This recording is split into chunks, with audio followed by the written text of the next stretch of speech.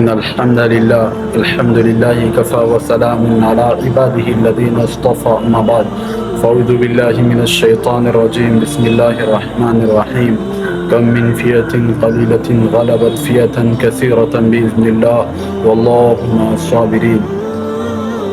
محترم سامعین مناظرین، یہ ایک حقیقت ہے کہ ہم جس راستے پر بھی چلتے ہیں اس راستے کے ذرات بھی ہمیں نظر آتے ہیں، اور ہم جس راستے پر نہیں چلتے اس کے پہاڑ بھی ہمیں نظر نہیں آتے. اور یہ بھی ایک حقیقت ہے کہ یہ دنیا ایک مومن کے لیے، ایک مسلمان کے لیے، اہل ایمان کے لیے یہ امتحان گاہ ہے، تماشا گاہ نہیں، آرام گاہ نہیں، سیر گاہ نہیں، بلکہ امتحان گاہ ہے. افسوس کہ ہم نے اس کو چراگاہ بنا لیا.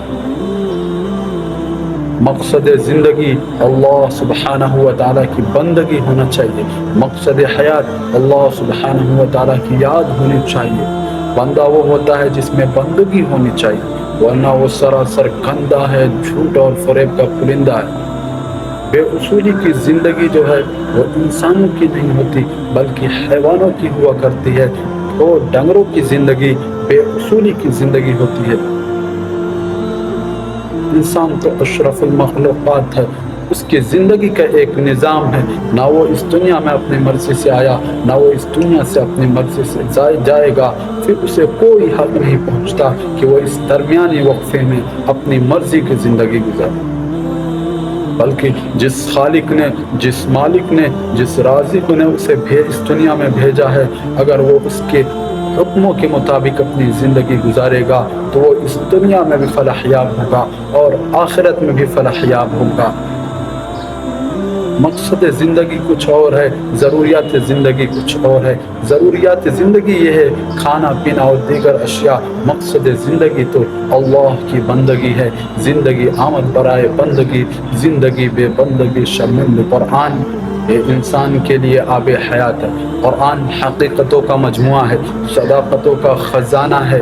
اور یہ قرآن دستور حیات ہے، منشور حیات ہے، بلکہ میں یوں کہوں گا کہ یہ انسانیت کے لیے آب حیات ہے. یہ قرآن اللہ سبحانہ و تعالیٰ نے اس لیے اتارا تاکہ ہم اس کو پڑھیں، اس کو سمجھیں، اس کے مطابق اپنی زندگی بسر کریں.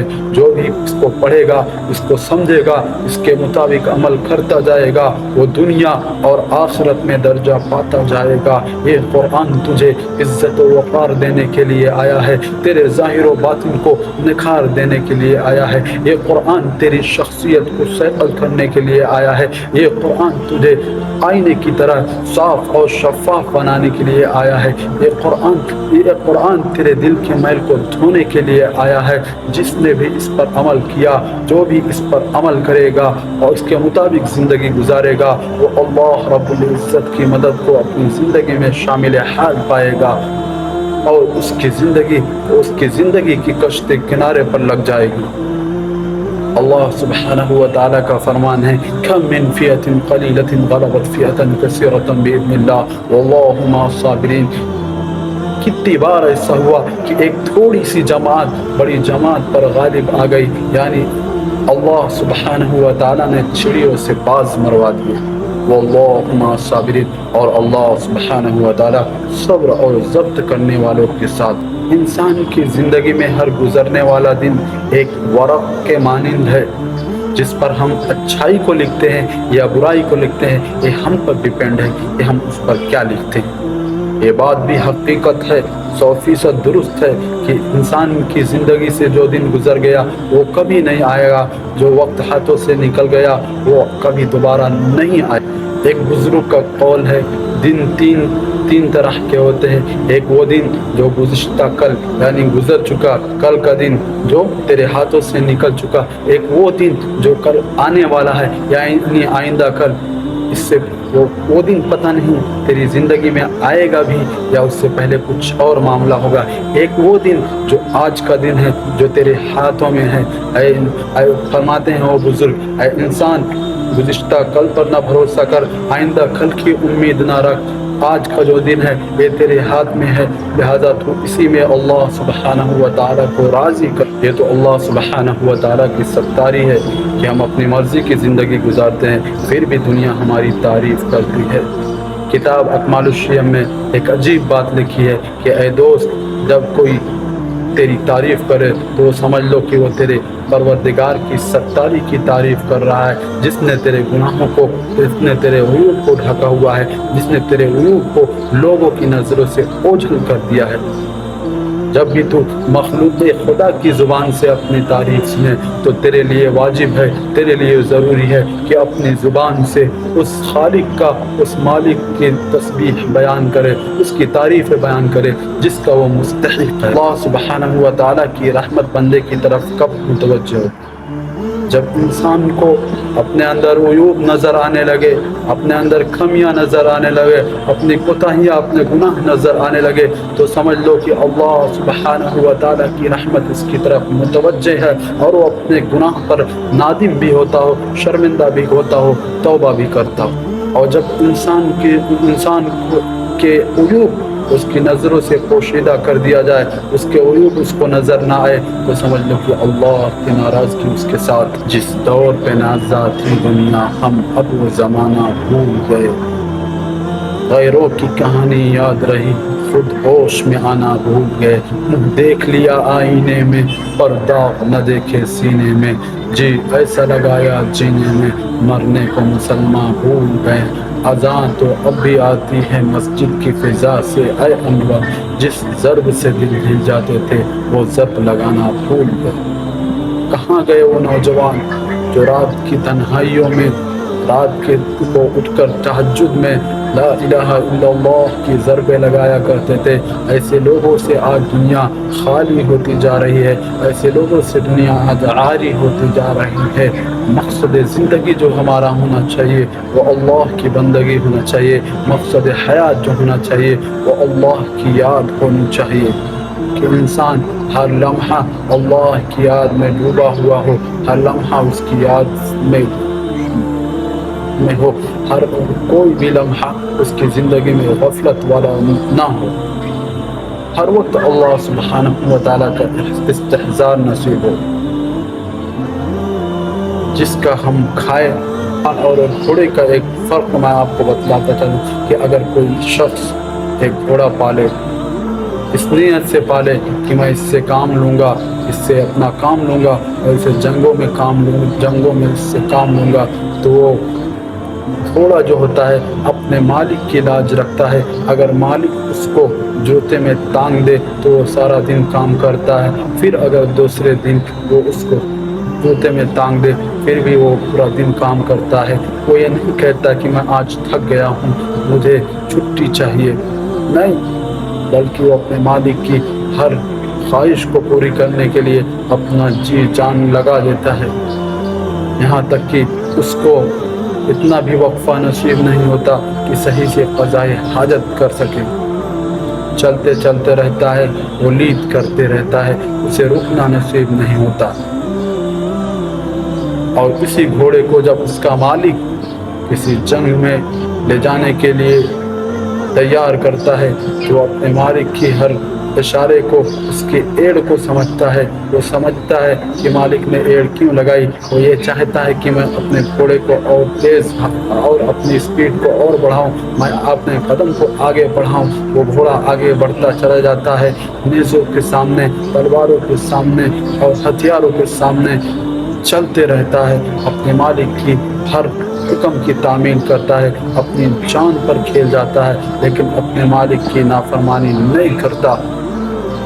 اس قدر ایک جانور، اللہ سبحانہ و تعالیٰ نے اس قدر ایک جانور کو اپنے مالک کا، اپنے آقا کا ماتحت بنا دیا، تو انسان کو اپنے مالک کا، اپنے خالق کا جس نے اسے پیدا کیا اس کا کتنا مطیع ہونا چاہیے، کتنا اس کا فرما بردار ہونا چاہیے۔ ہم میں سے کتنے ایسے ہیں جو نعمتوں کا شکر ادا کرتے ہیں؟ ہم تو نہ دی ہوئی چیزوں کو برابر یاد رکھتے ہیں، بلکہ جو اللہ سبحانہ و تعالیٰ نے ہمیں نعمتیں دی ہے ہم اس کو یاد نہیں کرتے۔ ایک شخص کا واقعہ ہے کہ اس کا ایکسیڈنٹ ہو گیا، اور اس ایکسیڈنٹ میں اس کی آنکھ کے اوپر کا پردہ کٹ گیا، تو اس سے اس کو یہ تکلیف ہونے لگی کہ ہر تھوڑی دیر بعد اس پر مٹی یا دھول جم جاتی تھی۔ ایک عام آدمی بالکل محسوس نہیں کر سکتا کہ ہوا میں ذرات، کتنے چھوٹے چھوٹے ذرات ہوتے ہیں گرد و غبار کے۔ اگر کوئی چیز رکھی جائے تو کل کو اس کا دیکھا جائے اس پہ دھول اور مٹی کے ذرات ہوں گے۔ آنکھوں پر اللہ سبحانہ و تعالی نے ایک پردے کو ڈالا ہے جو جھاڑو اور وائپر کا کام کرتا ہے۔ ہر لمحہ وہ اوپر نیچے ہوتے رہتا ہے اور آنکھ سے تھوڑا تھوڑا پانی خارج ہوتے رہتا ہے، وہ اس کی صفائی کرتا ہے۔ جب اس بندے کے پردے کٹ گئے، اس کے دوست اس کے پاس آئے، اس نے بیان کیا اس سے اپنے دوستوں سے کہ دن میں 40 سے 50 مرتبہ میں آنکھ کو دھوتا ہوں، اتنا دھونا کس کے لیے آسان ہوگا، کتنی تکلیفیں اس بندے کو رہتی۔ تو اس کے دوست کہتے ہیں کہ ہم نے کبھی سوچا نہیں تھا کہ اللہ سبحانہ و تعالیٰ کی یہ آنکھ کا یہ پردہ کتنی بڑی نعمت ہے۔ ہم تو نہ ہونے کا شکوہ شکایت کرتے ہیں، لیکن اللہ کی جو نعمتیں، کان، آنکھ، منہ، زبان، یہ سب نعمتیں جو دی ہوئی ہے اس کا شکر کتنی کرتے ہیں۔ 360 جوڑ انسان کے بدن میں ہیں، ہم میں سے کتنے ہیں جو اس کی شکر ادا کرتے ہیں؟ خود سوچیں اور غور کریں، ہم اللہ کی دی ہوئی کن نعمتوں کا کتنا شکریہ ادا کریں۔ اللہ سبحانہ و تعالیٰ کو اپنے بندے کی توبہ بہت محبوب ہے، بہت عزیز ہے۔ قارون نے حضرت موسیٰ علیہ السلام پر کسی عورت کے ذریعے سے تہمت لگایا، الزام لگایا۔ حضرت موسیٰ علیہ السلام کو بڑا دکھ ہوا، جب سنا تو بڑا دکھ ہوا، بڑا علم ہوا، بڑا غم ہوا۔ انہوں نے اللہ سے شکایت کی تو اللہ سبحانہ و تعالیٰ نے کہا، اے میرے نبی، اے میرے حبیب، تو زمین کو جو حکم دے گا زمین اسے پورا کرے گی۔ حضرت موسیٰ علیہ السلام نے زمین کو حکم دیا کہ وہ قارون کو نگل لے، لہذا زمین قارون کو آدھا نگل لے۔ پھر موسیٰ علیہ السلام نے زمین کو کہا کہ اس کو نگل لے، زمین نے آدھا سے زیادہ اس کو نگل لیا۔ قارون روتا رہا، چلاتا رہا، موسیٰ سے معافی مانگتا رہا۔ پھر موسیٰ بہت غصے میں تھے، بہت تیش میں تھے، اس نے پھر زمین کو حکم دیا تو زمین نے قارون کو پورا کا پورا اپنے اندر لے لیا۔ تو اللہ سبحانہ و تعالیٰ نے موسیٰ علیہ السلام سے کہا، اے میرے پیارے حبیب، تم بڑے تیش میں تھے، بڑے غضب میں تھے، اگر فرعون نے تم سے معافی مانگے، اگر اس نے مجھ سے معافی مانگی ہوتی، مجھ سے توبہ کیا ہوتا تو میں اس کی توبہ کو قبول کر لیتا۔ اللہ سبحانہ و تعالیٰ کتنی توبہ قبول کرنے والے ہیں اپنے بندوں کی۔ وَتُوبُوا إِلَى اللَّهِ جَمِيعًا أَيُّهَا الْمُؤْمِنُونَ لَعَلَّكُمْ تُفْلِحُونَ۔ اور ان سب کے سب اللہ سبحانہ و تعالیٰ کے سامنے توبہ کرو تاکہ تم کامیاب ہو جاؤ۔ آخری بات یہ ہے کہ انسان کو یہ دھوکہ لگا رہتا ہے، اس کا صرف دل صاف ہونا چاہیے، باطن اچھا ہونا چاہیے، ظاہر سے نہیں۔ میرا بھائی، ہمارا ظاہر بھی اچھا ہونا چاہیے، ہمارا باطن بھی صحیح ہونا چاہیے، ہمارا دل بھی صاف اور ستھرا ہونا چاہیے۔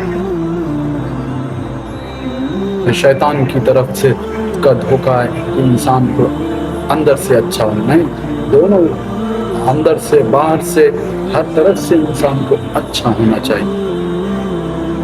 ایک صحابی تھے جو بچپنے کی عمر تھی، ان کی لڑکپن کی عمر تھی، حضرت بلال رضی اللہ عنہ کی نقل کرتے تھے۔ جیسے بلال رضی اللہ عنہ نقل کرتے تھے، وہ مذاق میں اور ان کی نقل اتارتے تھے اور اشہد ان لا الہ الا اللہ و اشہد ان محمد رسول اللہ کہہ کے حضرت بلال کی نقل کر رہے تھے۔ اللہ کے نبی صلی اللہ علیہ وسلم نے ان صحابی رسول کو دیکھ لیا، پھر کہا، ابو محذور تم کیا پڑھ رہے تھے، پڑھ کے بتاؤ۔ تو انہوں نے پھر وہی پڑھا، اشہد ان لا الہ الا اللہ و اشہد ان محمد رسول اللہ۔ جیسے کہا ویسے ہی اللہ کے نبی صلی اللہ علیہ وسلم نے کہا، ابو محذور اب جاؤ۔ ابو محذور بہت ڈر گئے تھے کہ اللہ کے نبی نے جب بلایا، پھر ابو محذور نے کہا، اے اللہ کے نبی اب میں کہاں جاؤں؟ اب میں آپ کے پاس ہی رہوں گا، میں آپ کا ہی ہو گیا۔ یہی ابو محذور جو حضرت بلال رضی اللہ عنہ کی نقل اتارتے تھے، اللہ سبحانہ و تعالیٰ نے ان کی نقل کو اصل میں تبدیل کر دیا۔ روایت میں آتا ہے کہ اللہ کے نبی صلی اللہ علیہ وسلم نے ان کو حرم شریف کی کنجیاں دے دی اور وہ 60 سال تک اذان دیتے رہے۔ اس طرح اللہ سبحانہ و تعالیٰ نے ان کی نقل کو اصل بنایا۔ اس لیے ہمیں اندر سے بھی اچھا ہونا ہے، باہر سے